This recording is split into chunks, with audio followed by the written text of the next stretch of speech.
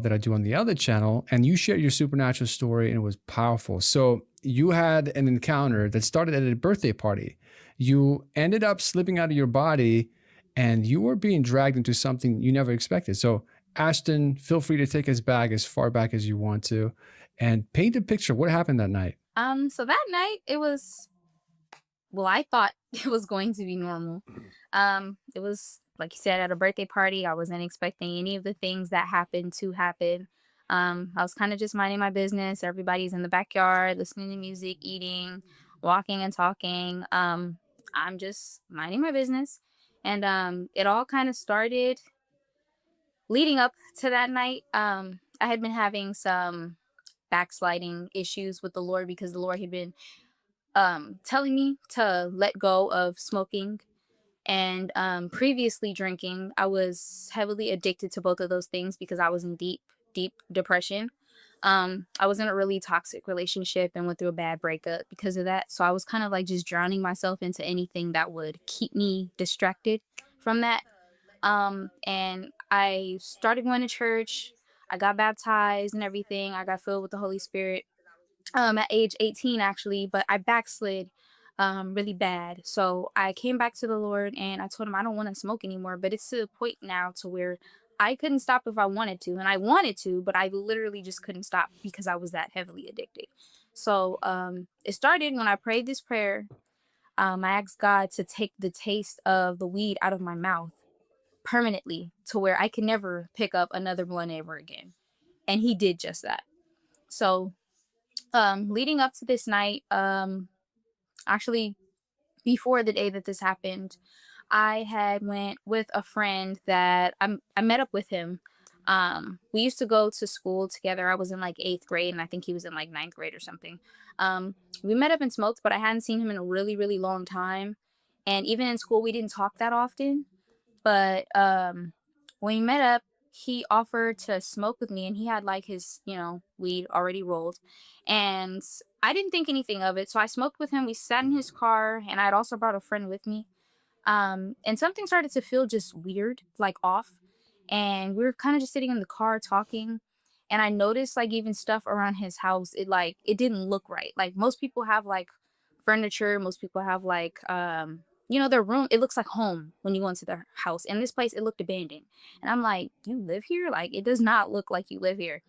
And he noticed he also had he said it was his cousin. There was a guy there and there was a pit bull there as well. He was a smaller dog, but we were kind of playing with them, and the dog was very aggressive to be a puppy. Like as he's playing, he's biting you and he's drawing blood. So I'm like, this just something just didn't feel right. So once we smoked, I noticed that feeling kept intensifying, and it wasn't just me, it was my friend as well. She was like, I feel weird being here. And I'm like, yeah, something's off. So I start hearing the voice of God telling me to leave. And as I'm about to leave, he starts getting like angry that I'm leaving. And he was like, well, I was already kind of feeling some type of way that you came over here with somebody because I thought you were coming by yourself. And I'm like, I mean, I didn't think that was going to be a problem. But later on, we're getting ready to leave. He gets upset, kind of throws like this tantrum about me leaving. So I was like, yeah, no, I'm going to go. We left. And then it felt like we were being followed as we left. Um, we kept seeing the same car behind us. And this was all the way up until we got back to my aunt's house. And then while we're in the car, I started to feel this like overwhelming, like sense of fear. I dare you to let me build you a completely free e commerce store preloaded with 20 handpicked products. And when I went into her bathroom, it was like I was having a panic attack. I didn't really know what was happening to me, but I just felt fear. I've never felt so afraid in my life. And around this time, I was standing in the bathroom. I remember I was looking in the mirror at myself over the sink, and I started to get this hot sensation. Basically, the same thing that happened at the birthday party happened to me, but it was like a very quick glimpse of what happened to me at the birthday party. It was like I was there in the bathroom and then I wasn't there in the bathroom. Um, it's really dark in there. Couldn't see the hand in front of my face again, but I just feel heat. It was blazing heat I've never felt before. And I have been in 105-degree weather and it was so hot. And I started to scream because I'm like, it's burning up hot. And then I start hearing beating on the door, but I can't see the door because I'm just in this dark place. But eventually I was pulled back into my body, but I didn't even know at the time I was pulled out of my body during this time. So as I'm screaming, my aunt's beating on the door and she's like, "What's wrong with you? Like, you're in there screaming your head off." And I'm just screaming, I'm crying because I'm not understanding what's going on. And I'm like, okay, I don't know if this is the weed, like what is going on? And my friend, she's kind of like just paranoid, also feeling fear, but she didn't have the same reaction I did. So that was the first night that he was trying to get my attention to let it go. And I didn't realize that at the time. So fast forward to the birthday party. We're in the backyard. We're talking and mingling, and my head had been hurting for about 3 days prior to this. I had an ongoing migraine that didn't go away. So I took all types of pain pills, Tylenol, whatever you could think of to make it go away and it wouldn't stop. So my neighbor, I grew up with him. We met when we were 11. He lived down the street from my aunt's house, and just for my sake, we're gonna call him David. David, he told me that he had half a blunt rolled up at the house, and he was like, "Oh, well, it'll help your headache go away." So we walk back to his house. He grabs it. We come back to the birthday party, and we light it in the backyard. And my mom was kind of there, and she didn't really know that I smoked as much as I did. Like, she kind of would like walk past me and smell on me, like, "Why do you smell like that?" I'm like, "Oh, I don't know." I was lying about it. Um, but we went behind the little birthday party tent. I hit the blunt at least 3 times. So it wasn't even nothing too crazy. But after that, I'm out there still minding my business. Everything's fine. I don't even feel really high at this point because I didn't hit the blunt too much. So he comes back, and right before I'm about to go in the house, he's like, "Hey, try this." And I'm like, "What is it?" And he was like, "Just try it. Does it taste fruity to you?" So I drink whatever is in the cup. And I'm like, "Yeah, it does taste fruity, but what is it?" And he was like, "Try it again." So I sipped it again. I'm like, "What is this? Like, why does it taste like that?" Like, it just tastes like a very fruity, like syrupy lemonade type drink. I don't know. But I was like, "Yeah, okay, whatever." Didn't pay it any attention. I go in the house, and I went in the house and I sat down for a minute because I started to feel sick. My stomach, it started to feel like it was literally spinning, my head spinning. And I'm like, okay, I think I'm gonna have to throw up. Go to the bathroom. I call Earl a few times. I go into my aunt's room. All the lights are on in the house. I sit down on her stool next to her bed. And as I sit down, I started to hear laughter because I put my head on my knees, and it was regular at first, but then I noticed it was like a demonic tone, and then it got worse and worse, and it was like it sounded further away, but then it started to get closer. So when I sat up, I was no longer in her bedroom. I couldn't see the hand in front of my face, and it was just very, very dark, and the smell was the first thing that actually made me sit my head up because I started to smell this putrid odor. It smelled like rotting flesh and burning sulfur. And it was so awful. Um, I'm a CNA, so I have smelled all types of smells, but this was an awful smell. And I'm looking around and I'm kind of standing still because I can't see anything. So I'm like, where am I? And as I'm talking, it's almost as if like I can hear voices, but telepathically. And there goes the laughter again. And it's like this snickering laughter. I'm hearing all types of stuff, just demonic laughter. So I start freaking out and I'm like, oh my God. And I'm like, wait a minute. Did I just die?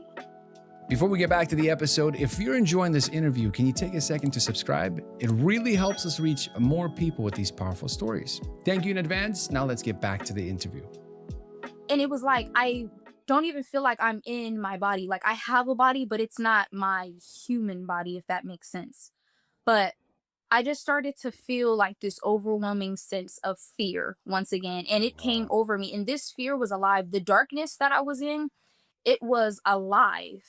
I could feel the presence of demonic entities, demons around me. And I could feel that they literally wanted to rip me apart. But it was like I was being protected while I was there. So I'm crying and screaming because I'm like, I now have the realization that I have died. I'm not in my body. And I'm like, oh my God, like, God, did I just die? And I'm like, oh God, like, why am I here? And I'm screaming, I'm crying, and I'm like, this is not happening to me. This is not happening to me. I'm in denial. I'm just like, this is not happening to me. I need to wake up. I need to wake up. I'm trying to close my eyes and I'm opening my eyes and I'm still here and I'm freaking out. So I start to hear this voice and it's like a mocking voice and it's like, what did you take? And I'm like, I didn't take anything. I didn't take anything. Why am I here? And then I started to think, wait a minute, what did I take? And soon as I said nothing, it was like I dropped like an elevator, like you feel an elevator going down to the floor beneath you. That's exactly the feeling how it felt, but it was very swift.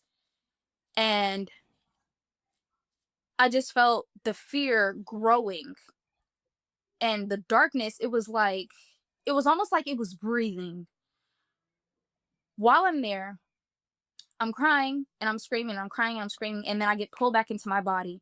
And I'm now on my knees on the floor in my aunt's room. I guess I had lost consciousness when this happened because I was just standing right in front of the stool and now I'm over here out of it. I'm on the floor and I'm crying. Diego comes back in the room and he's like, are you okay? And I'm like, no, I'm not okay. What did you give me? And I'm crying and I'm like, what the heck? Like, what just happened to me?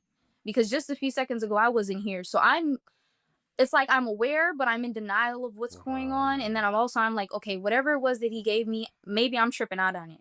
Like, that didn't just happen. So he's like, yeah, he was like, are you crying? I'm like, yeah, like tears are streaming down my face. And I'm like, what did you give me? What did you give me? And he kind of just like goes out the house and I'm just in there by myself and I'm pulled back out of my body. And now I'm standing in this line of, it was people before me and people behind me. And I'm standing in this line and I can't speak to anyone. There was no communication in hell whatsoever. None. I'm just standing there and it's people by the thousands, probably by the millions in front of me. And I could see at the front of the line, there is this gigantic, it looked like a pot, like a witch's pot almost. And I saw this tall demon, very grotesque looking. It was dunking people in the pot. And as they were going in the pot and coming back up, their skin was boiling off and then growing back. And as it grew back, he dunked them in there again. And he's laughing. He's laughing, he's laughing, he's laughing. And I'm hearing other demons laugh at the torment of these people. And these people are in these lines and they are screaming and crying because everybody that is in this line, they all know this is about to happen to me. So I'm crying and I'm screaming because I'm like, oh my God, like I'm in this line. Like he's about to do that to me. And I am losing it, like losing it. I'm screaming, crying, crying out to God, just like get me out of here. And I come back into my body and now I'm flat on my back on the floor, screaming and kicking. And my aunt, my sister, another neighbor, and a cousin is standing over me. And they're like, Ashton, what's wrong with you? What's wrong with you? And they're like hitting me. They're like, get up, get up, get up, get off the floor. And my sister, she's kind of laughing because she was like, oh, well, I think she's playing or something. And my aunt's like, oh, yeah, she's playing. And I'm crying. And I'm like, where's my mom? I need my mom. And I'm like, oh, my God, I need my mom. They're like, what is wrong with her? Like, why is she acting like that? And they was like, yeah, I think she's playing. They had no idea what was going on with me. So I stumble out to the front and I had so much fear in me. I could literally feel my legs shaking while I was walking. And I am calling for my mom. And my mom comes up the driveway. She sees me. She's like, what's happening? And as I'm trying to explain to her what's happening, I'm telling her, Diego gave me something. He gave me something. And when I say that, she's like, what did he give you? And I'm like, I don't know. He told me to drink this drink. I drank it. And as I'm explaining to her what happened, I'm pulled out of my body again. So, I'm back in this hellish pit, and it was just pits of people being tortured, and they were pulling each other down. They were trying to crawl out of them, but it was like so many people like pulling on each other. It's like you can't get out, and they're so deep, but they're filled with so many people. It's dark. It smells awful. It's hot. And all you hear is screaming and gnashing of teeth.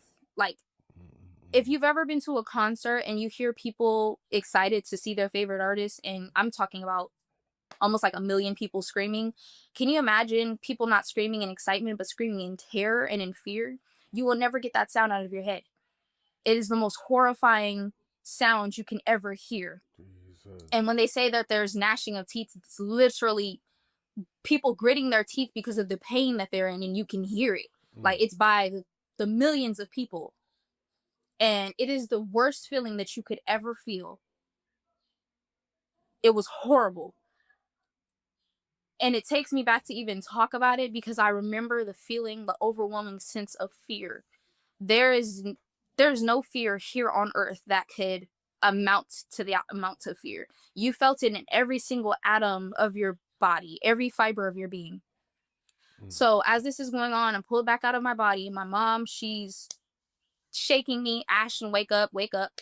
She walks me down to the house, to his house, and she tells David's mom to come outside, and she wanted to talk to him. We go in the house and she's like, what happened? She's like, well, David gave her something. I don't know what it is, but I wanted to ask him what it was. And I'm crying and screaming, crying and screaming. And as she's walking me down the street, as they're talking to me, I'm just praying the whole entire time out loud, but I'm praying, crying, and screaming at the same time for God to get me out of this place because I keep getting pulled back there.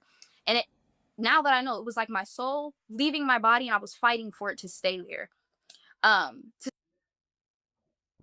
If you work in IT, you need a terror. Remote monitoring and management, remote access, help desk and ticketing, patching. to stay in my body, that is.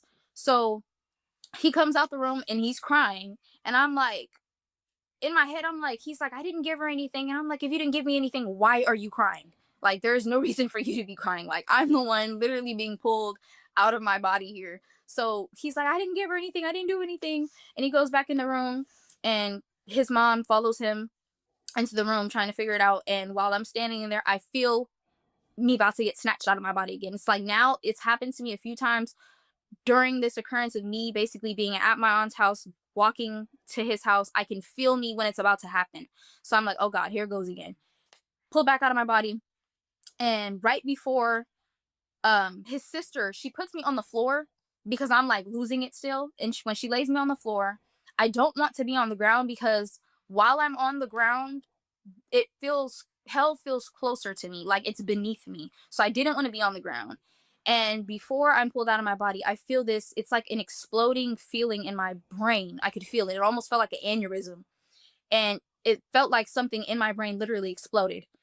And it hurt so bad. It was a horrible splintering sensation right in the middle of my head. And I started to feel my body about to seize. Never had a history of seizures, but I can feel that I'm about to seize. So I'm telling her, she grabs a pillow, she puts it on the back of my head, and I started to literally hit my head on the back of the floor uncontrollably, pulled back out of my body again. So as I'm pulled back out of my body again, I am now standing in this, it wasn't a room, but it was like a room, but it was so white. I mean, the sun, the light from the sun, it's like bright, but it was nowhere near as bright as this. And it was almost like there was a chair there, but it was God sitting in his throne, but I couldn't see his face or anything, but I knew what it was. Also, when you are experiencing hell and even heaven, you know what's going on. You start to gain a type of consciousness that you didn't have in your earthly body. Like, certain things don't even have to be explained to you or told to you, but you just know what's going on. You just gain a type of wisdom and knowledge about everything that's going on. So I now know that I'm standing before the Lord and I'm in the room of judgment right now. So I hear, what did you take? And I'm like, oh God. And I'm like, I did take something. I smoked and I drank that stuff, but before I could even say it out loud, I didn't. I said I didn't take anything, so I lied. And I now hear Satan accusing me. He starts bringing up every single sin that I had not repented for. Basically telling God that is the reason why I should go to hell, why I deserve to go to hell. And he's telling him, oh, she did this, she was in sexual immorality, she drank, she smoked, and she said she wasn't going to do it again, and all this other stuff. It was a bunch of stuff that he brought up, and he's basically like telling him like, no, she deserves to go to hell. So right before I go back to hell, I'm standing there and I'm pleading for God, like, please don't let me go, please don't let me die, don't let me die. And I start calling out, Jesus save me, Jesus save me. I am calling for Jesus, I am calling for Jesus, I am screaming for Jesus, I am crying. And I'm pulled back in my body, and his mom comes out of the room, and she gave me a piece of ginger. I don't know what she did that for, but because of the sensation, if you've ever eaten a piece of ginger, how hot it is, mind you, I just was in a place that was very, very hot. So I'm like, I didn't know. It was burning my mouth, didn't want it. So I spit it out and I started crying. And I'm telling my mom, I'm like, I need to get out of here. I need to get out of here. And she was like, Ashton, wait, no, Ashton, wait. So she's trying to hold on to me. And I get away from them because I'm like, okay, maybe if I get away from them, this will stop happening to me. Because I'm not sure why. Like, it's like every time I'm around them or I'm in this house, I'm now in another house, but it keeps happening to me. I'm basically just trying to escape what is happening to me. And no matter where I went, it kept happening. So I leave. I go out the house, and as I go out the house, I see this bright light. It looked like a gigantic orb, but it was in the sky. So I saw it. And I don't know why, but I felt the need to basically run after it. But I didn't even know that I was chasing death. People always say, like, when they had hospital experiences, basically dying on the table, you see this white light. When they always say, oh, don't go into the white light. That is literally death. It's the spirit of death. It doesn't come looking like what most people think, like the Grim Reaper with the axe thing. It doesn't come like that. It is a light. So I chased this light. I was running down the street, ran across another street, and my mom got in her car to literally chase after me because nobody could keep up. So never ran this fast in my entire life. I'm running, chasing this light. I'm thinking it's a good thing. So I get to this church as I'm running. I ran across the street, and I get to this church. I've never been to this church before, but it was just there. The light basically hovered over it and came down. So I'm like, okay, maybe this is where I'm supposed to go. And I'm beating on these church doors. And according to everybody else, it was empty. Nobody's there. But as I'm looking through the gates, there's a cross there, and there's candles going up and across the side of the cross. There were candles and they were lit. So I'm beating on the door, and I'm still calling for Jesus, praying and calling for Jesus. And I'm praying. They catch up to me. Kaylin puts me down on the ground again. And I'm telling her, don't put me on the ground. Don't put me on the ground. She lays me down. She's super strong. Puts me down. And I now start to see that this orb is coming over me. It went from being really, really far away, and now it's right over me, and it's coming down on me. And my mom, she comes, my sister, my aunt, and another few neighbors, they were there. And I'm starting to feel like I'm gonna die. Like, this is not gonna stop. So I just accepted it. I'm like, I'm gonna die, and I'm going to hell because of the way that I was living my life. And it was the fact that I was dying while committing my sin, which was addiction, which was the marijuana, because God calls us to be sober, and I was not sober minded. And while this is happening to me, I'm telling my mom, I'm gonna die, and I'm like, I'm sorry for being disobedient to you. I'm telling my sister, I'm sorry for always fighting with you, because we used to fight a lot as kids. And I'm just apologizing to everybody, and I'm pretty much saying my last goodbyes, because I now, like, no, I'm gonna die. I'm not living through this. So I started to literally feel my soul detach from my body. I could feel it. And I'm telling my mom, I love you, I love you. And they all start crying because they now realize I'm not kidding. Like, this isn't a joke. I'm not playing around. Like, I'm literally dying. And they had called the paramedics. Right when the paramedics get there, my mom, she gets in my face and she puts her hand on me and she says, I bind the spirit of death. And when she said that, the light literally stopped and it disappeared. It didn't go here, go there. It literally just disappeared. And everything kind of stopped. But leading up to this, I actually just left out a detail. I just realized that before they got to me, while I was beating on this gate, when I was pulled out of my body again, I saw it was these two hellhounds. They look like very large dogs that had been set on fire. Like, they were charred. The fur was hardly any, but it was like burnt to the skin. And they were just really grotesque looking. Like, they looked like they were rotting. They had glowing red eyes, and one of them grabbed my ankle and it bit down and it was pulling me, and it's pulling me. And that's when my mom had got there. I'm telling her, get the dog off of me, get it off of me. And I'm screaming, telling her to get it off of me. She's like, I don't see any dog, but it's pulling me. And she's like, I don't see anything.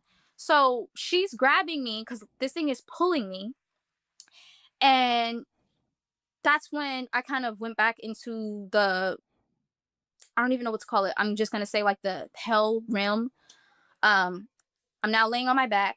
These two demonic entities basically disguising themselves as like men or angels because they were really tall. They had on these robes, and the robes were like dipped in blood, but the blood wasn't liquid. It's like you could tell what it is, but it wasn't liquid. There's no liquid, there's no water in hell. It's just fire. And there is life in blood, so there was no like, it wasn't watery like blood is in your veins.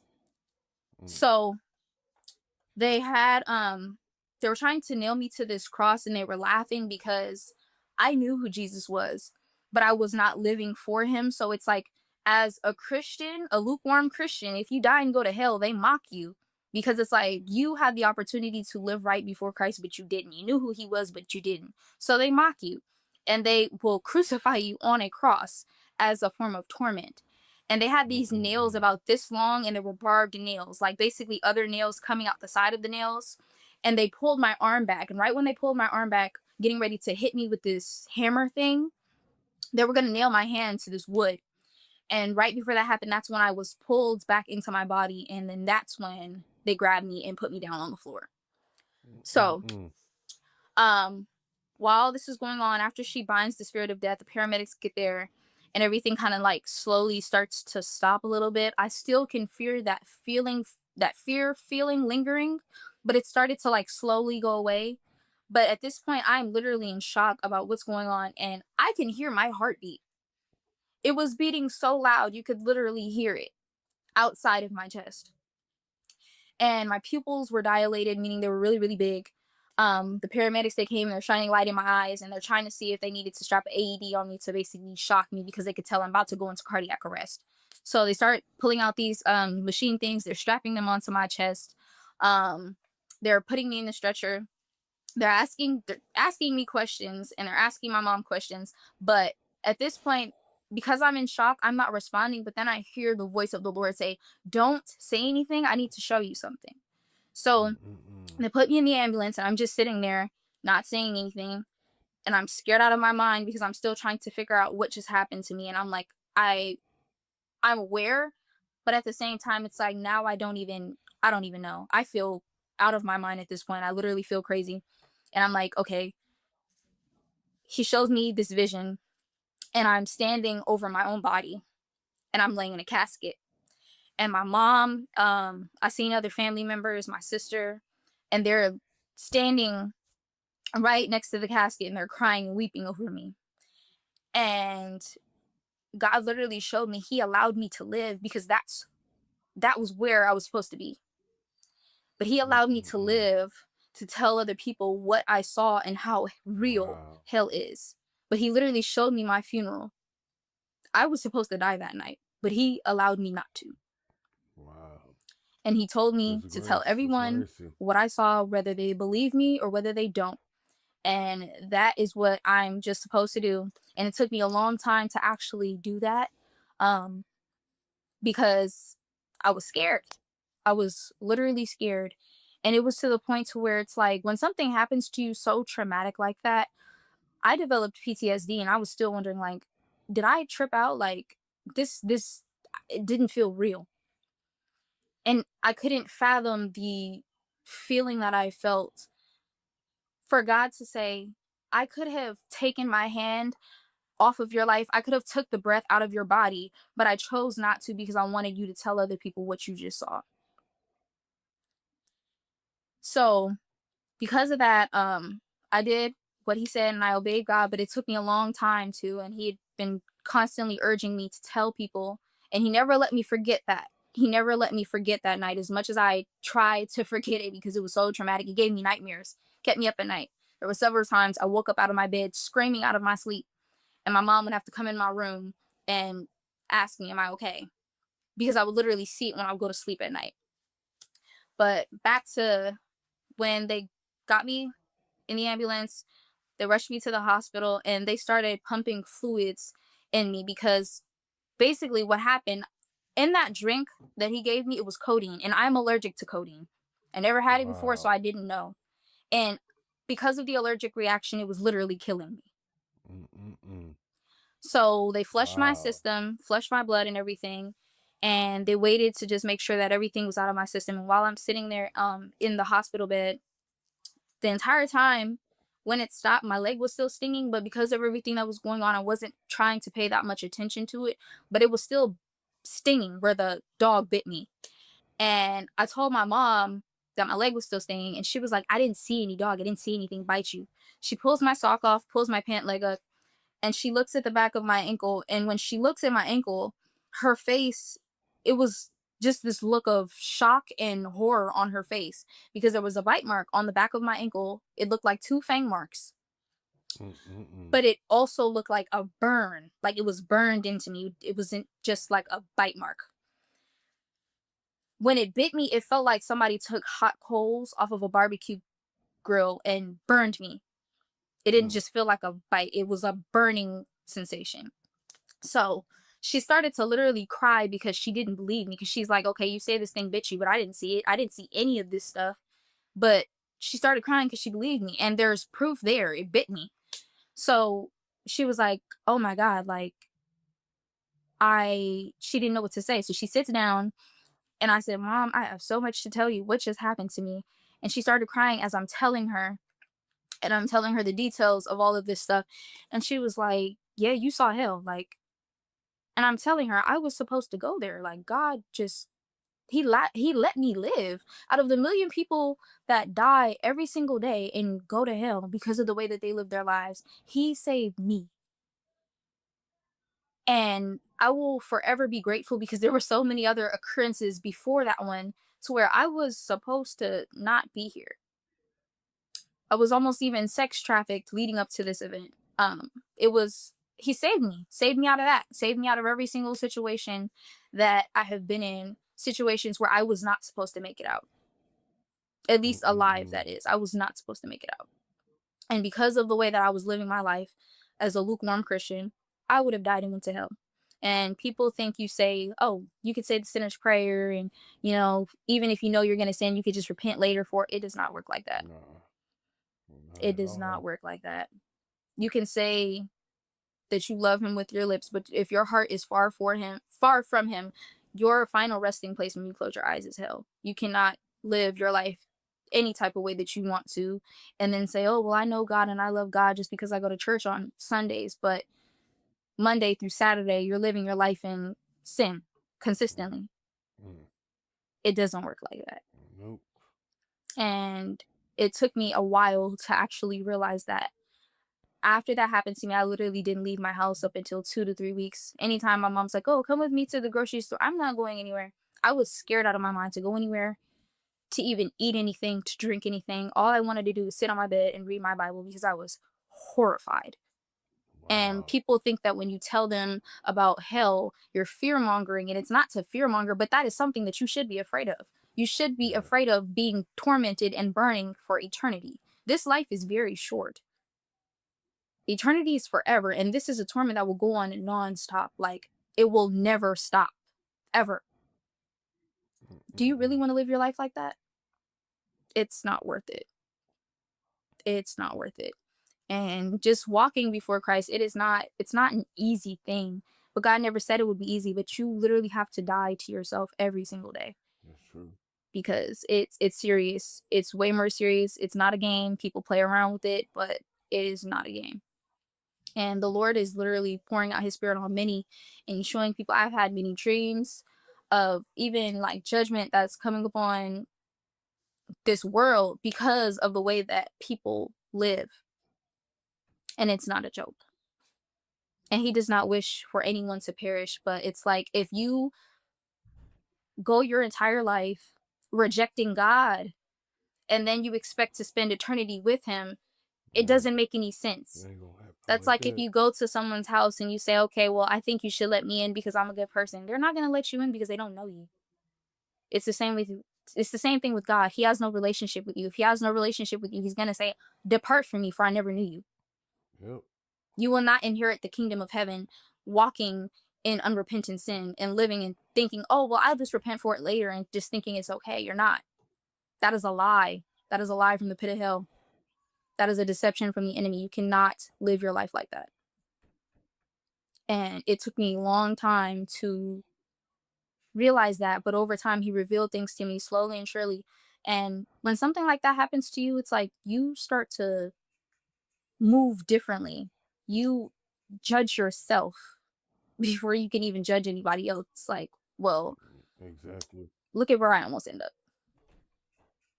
And the coldest part about it, when you are sent to hell or when you're in hell, even though you don't want to go, you know that you deserve to be there. I knew I deserved to be there, but he had Mm-mm-mm. mercy on me. Mercy I didn't even deserve. And that is something that I will never forget. If you like this podcast, then you're going to love this. So every day I get about 6 phone calls from people all over the world sharing powerful supernatural stories. Unfortunately, not all of them make it on the main show. Sometimes because they're just not a good fit or they don't have enough details for a full interview. But these stories still need to be heard. And that's why I started a brand new show called God's Voice Daily. And starting June 7th, 2025, I'll be sharing one of these phone calls every single day. It's a huge commitment, but I'm willing to do it because these stories have deeply impacted my life. And I know they'll impact yours too. Subscribe now at God's Voice Daily Show on YouTube or go to godsvoicedaily.com. And now let's get back to the show. Ashton, something that I remember on the first call, I think you mentioned in the first call, while you were in that ambulance, there were paramedics, and I think one of them was Gabriel, right? Yes, yes. I knew I was leaving out some type of detail. There was so much that happened. Yes. So when the paramedics arrived, the thing that was really weird about them is that I knew I was seeing it, but my mom seen it too. And she looks at me and she's like, "Do they look weird to you? They had a heavenly glow. I've never seen people look like that. You see people every day, all over in the store, on the streets. I have never seen people almost have a iridescent like glow. Like it was weird, but it wasn't something that was just physical. It was spiritual. You could just feel it and you could see it." And I'm looking at her and she's looking at me and I'm not saying anything, but she's saying what I'm thinking. I'm like, "Are those?" And it was all 3 of them. All 3 men looked like this. It was 2 paramedic trucks that had came. When they came, it was technically it was those 3, and then it was another paramedic truck that had got there with a fire truck. And he's like, "Hey, we got it." The other paramedics walk off, but these 3 that stayed, they were angels. God revealed it to me later. They were angels. But when I saw him, it was such a overwhelming sense of peace that had came over me when he was with me. I literally asked him, "Are you God?" And he chuckled and he said, "No, I'm Gabriel." Now, if that doesn't tell you what that was, it's like, I don't know what can. He literally said, "No, I'm Gabriel." Wow. Wow. And my mom, she Oh. looked at me with this look on her face and her mouth was gaping open. She couldn't believe what she was saying. And she said, "It was something about them." And I was like, "It was heavenly?" She was like, "Yes. That's crazy. Those were not regular men. I don't care what nobody says. Nobody will ever convince me otherwise. Those Hmm. were angels. And the Lord sent those angels to protect me." The moment they got there, everything stopped. Everything that felt demonic in the atmosphere, it stopped. It went away completely. And I was literally overwhelmed with a sense of peace that I had never felt in my entire life. I've never felt so safe. They brought a piece of heaven with them, right? Definitely. Well, I'm gonna stop it right there, guys. You can go to his channel and get the full interview. If y'all have not subscribed to Prophetic Dreamer, come subscribe, man. Y'all catch me in the next one. Peace.